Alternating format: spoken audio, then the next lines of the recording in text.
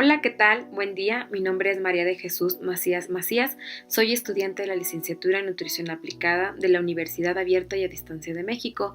El día de hoy voy a explicar a grandes rasgos lo que fue el examen de Psicología de la Nutrición y mis profesoras son la licenciada Claudia Margarita Mas Méndez y la especialista en nutrición Olivia Núñez López.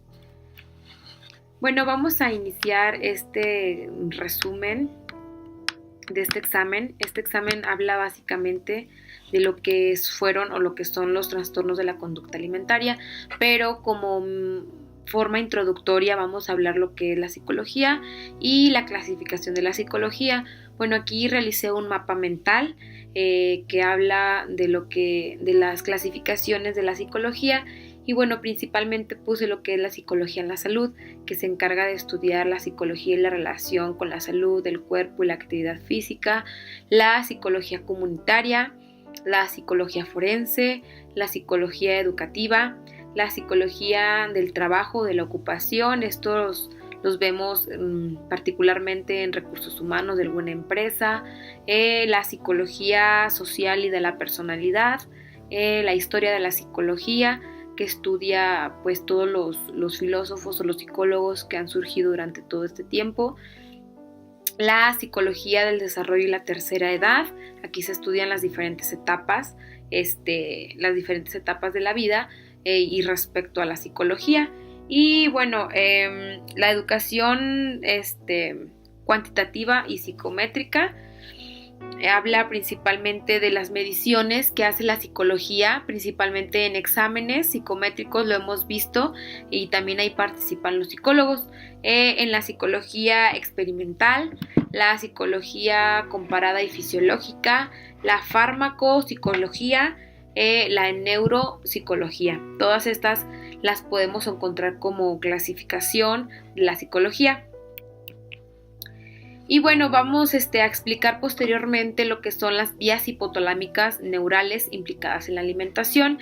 En un video anterior expliqué el sistema nervioso autónomo, el sistema nervioso entérico, que se encarga de la regulación de la alimentación. Y bueno, el hipotálamo es una parte que se encuentra en el encéfalo. Esta parte regula lo que es la ingesta alimentaria, regulándolo con la ingesta de alimentos y la saciedad, que es el hambre y la saciedad. Y bueno, en la región ventromedial, que se encuentra el núcleo ventromedial y el NARC, se denomina el centro de la saciedad, ya que su estimulación inhibe el deseo de comer y su ablación provoca un apetito insaciable. O sea, se ha visto en estudios que personas que tienen dañada la región ventromedial del hipotálamo tienden a tener hambre insaciable. Entonces, es muy importante para nosotros como nutriólogos conocer este tipo de partes del hipotálamo que pueden afectar la ingesta alimentaria. Y bueno, por otra parte está la región lateral, que es el centro del apetito. Su estimulación eléctrica genera hambre voraz y su eliminación evita deseos de comer hasta llegar a la desnutrición. En esta parte sería lo contrario. Aquí es el centro del apetito. Si se quita, da lo que es anorexia y la persona puede perder peso y puede morir debido a la inhibición de alimentación. Y bueno, por otra parte, por debajo vemos lo que es el tejido adiposo, el páncreas, el estómago y el intestino.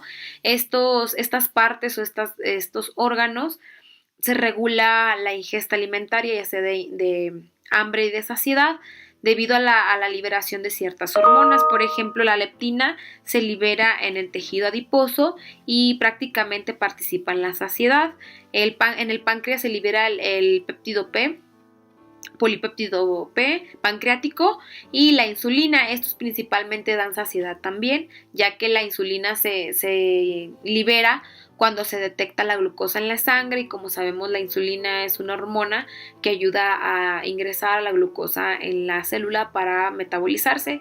Y bueno, por otra parte está la grelina, que es una hormona que se secreta en el estómago y que principalmente ayuda a estimular las partes del hambre que es la región lateral del hipotálamo, y también en el intestino se liberan algunas hormonas como la colecistoquinina, el péptido similar al glucagón, el péptido YY y la oxintomodulina, también que son hormonas que estimulan el apetito.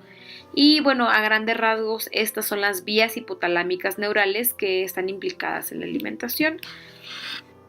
Otra parte que se abordó en este examen es los sistemas de recompensa. También en el cerebro hay una parte donde se libera cierta recompensa o cierta sensación de placer al momento de comer. Aquí lo que tratamos de explicar es que la alimentación nos propicia placer y nos propicia cierta recompensa. Y bueno, este diagrama que explico empieza con un estímulo.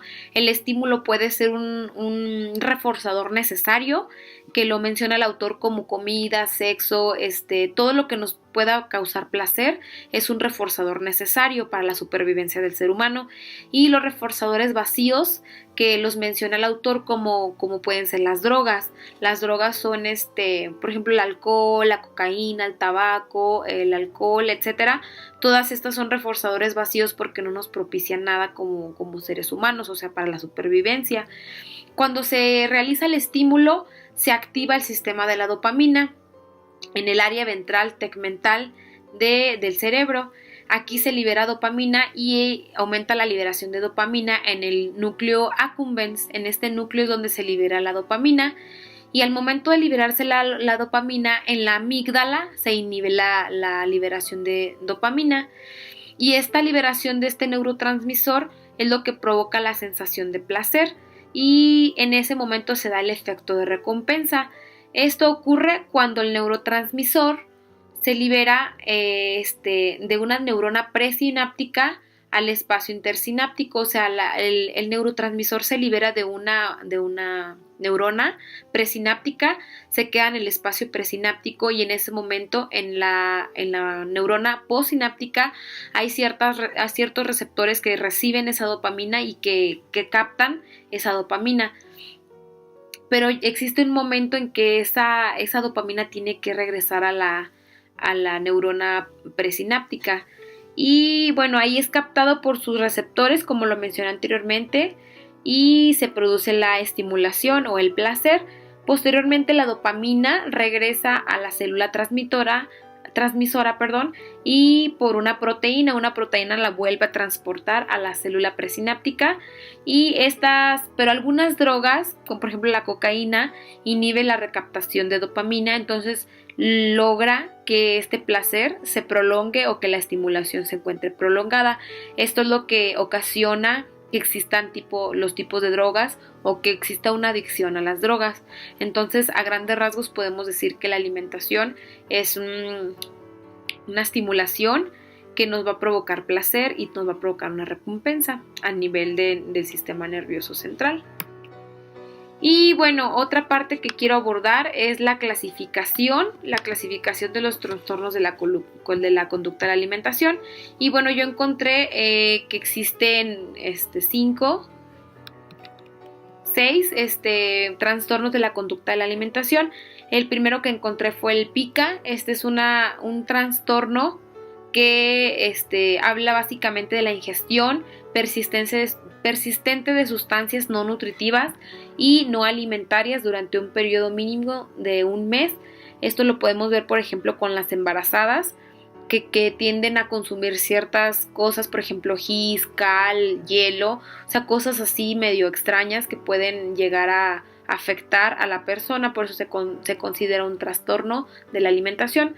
Otro es el trastorno de rumiación, que es la regurgitación repetida de alimentos durante un periodo mínimo de un mes. Los alimentos regurgitados se pueden volver a masticar, a tragar o se escupen. Y el trastorno de la evitación de la ingesta de alimentos habla que es la evitación o restricción de la toma de alimentos manifestada por un fracaso clínicamente significativo para obtener las necesidades nutritivas o una ingesta energética insuficiente mediante la ingesta oral de alimentos. Y bueno, por otra parte, la anorexia nerviosa, estas son de las más conocidas, es la restricción de la ingesta energética en relación con las necesidades, que conduce a un peso corporal significativamente bajo con relación a la edad y al sexo y el curso en el desarrollo de la salud física. Y bueno, la bulimia nerviosa es otra de las enfermedades más comunes, que son episodios recurrentes de atracones. Se caracteriza por la ingestión de un periodo determinado con gran cantidad de alimento y sensación de falta de control sobre lo que se ingiere durante un episodio. Y el trastorno de atracón es un episodio recurrente de atracones. Un episodio se caracteriza por los siguientes hechos, que es la ingestión en un periodo determinado. Se dice que el periodo es muy corto y la cantidad de alimentos es muy grande para la persona. Y bueno, ya pasando a otro tema, también vamos a abordar lo que son los trastornos de la conducta alimentaria. En esta infografía explico lo que es la epidemiología. En México se registran cerca de 20,000 casos de anorexia y bulimia, siendo la población de entre 15 y 19 años de edad la más afectada. ¿Esto para qué nos sirve conocer a nosotros? Para saber cuál es la población que se encuentra en mayor riesgo y nosotros poner como más atención en este tipo de personas que pueden llegar a tener un trastorno de la conducta alimentaria. Entonces nosotros como nutrólogos tenemos que prestar atención a esta población y en la consulta debemos de vigilar factores que pueden poner en riesgo a las personas. Y bueno, los factores de riesgo para la pica puede ser el abandono, la falta de supervisión y el retraso del desarrollo pueden aumentar el riesgo de la afección. El trastorno de la rumiación, los problemas psicosociales, la falta de estimulación, la negligencia, situaciones vitales estresantes y problemas de relación entre padres e hijos pueden propiciar a un trastorno de rumiación. De la anorexia nerviosa, hay factores temperamentales que los individuos que desarrollan trastornos de ansiedad o muestran rasgos obsesivos tienden a tener este tipo de problemas de conducta alimentaria. En los factores ambientales hay una gran variabilidad histórica e intercultural y profesiones y aficiones que alentan la delgadez como el modelaje y los deportistas. O sea, esas personas tienden a tener más influencia de esas personas que son muy delgadas, entonces te pueden orillar a tener este tipo de trastornos de la alimentación. Y por ejemplo el trastorno del atracón, hay factores genéticos y fisiológicos que se dan dentro de algunas familias que podrían reflejar influencias genéticas, o sea, también hay una base genética en la aparición de esas enfermedades. Y el trastorno de evitación de ingesta de alimentos, también hay factores temperamentales que pueden ser el trastorno de ansiedad, el autismo, el trastorno obsesivo compulsivo y por déficit de atención ambientales puede ser la ansiedad familiar y genéticos y fisiológicos también puede haber afecciones en el tracto gastrointestinal y el reflujo gastroesofágico también puede afectar a este trastorno. Y bueno, la bulimia nerviosa. Existen factores temperamentales que pueden ser las preocupaciones por el peso, la baja autoestima, los síntomas depresivos, el trastorno de ansiedad social y trastorno de ansiedad generalizada en la infancia también puede afectar. Y bueno, por ejemplo, los factores ambientales, la interiorización de un ideal de cuerpo delgado, preocupación de peso y abuso físico, sexual en la infancia. En factores genéticos y fisiológicos se encuentra la obesidad en la infancia y el desarrollo puberal temprano, transmisión familiar y vulnerabilidad genética también existe. Y bueno, en los fenotipos encontré que hay genes que pueden propiciar la aparición de los trastornos de la conducta alimentaria. Por ejemplo, para la anorexia nerviosa están el LOCI, el 11q22, 1q41, 1q31 y el 10p12 para la bulimia nerviosa. Y hay genes para los trastornos de la conducta alimentaria, que es el gen 5HT2A, que se localiza en la región cromosómica 13q14-21. Existen también ciertos receptores, como el receptor 5HT2A, que se asocia con un rasgo característico de comportamiento en el perfeccionismo. También estas personas tienden a ser perfeccionistas. Y existen fenotipos asociados a los polimorfismos, guión 1438G, diagonal A, en pacientes anoréxicas restrictivas y purgativas. Y existe una implicación diferente del sistema serotoninérgico en la patogenia y tratamiento de la anorexia nerviosa. Entonces también podemos decir que hay factores genéticos que influyen en la aparición de los trastornos de conducta alimentaria. Y bueno, este es un collage que refleja los factores o la influencia que existe en la familia y la sociedad en la aparición de los trastornos de la conducta alimentaria. Y bueno, aquí principalmente abordo lo que es la infancia, como una infancia donde sufres de bullying o las personas se burlan de ti, pueden afectar fuertemente en tu autoestima y ahí pueden iniciar los problemas de trastorno de conducta alimentaria. También que exista un ambiente hostil en tu familia, que no haya una atención por parte de tus padres, también propicia baja autoestima y principalmente para llamar la atención de los padres, los niños se vuelven anoréxicos o bulímicos y eso también propicia la aparición de los trastornos. También hablo de las modas que existen actualmente en los medios de información, principalmente en redes sociales, donde se promocionan actividades poco saludables. Por ejemplo, aquí esta mujer que tiene una pluma, que tiene que medir su vientre o su abdomen, el tamaño de la pluma, entonces esto orilla a las chicas a querer imitar, a querer hacerlo. Entonces son influencias negativas que tienen los medios de información, principalmente las redes sociales. Las pasarelas, la moda, la televisión, todo esto nos bombardean de información, donde nos muestran un cuerpo perfecto aparentemente, donde es extremadamente delgado. Entonces nosotros tenemos como mucha influencia en la juventud, tenemos que propiciar el autocuidado y en cuerpo delgado pero saludable sin llegar a algún extremo.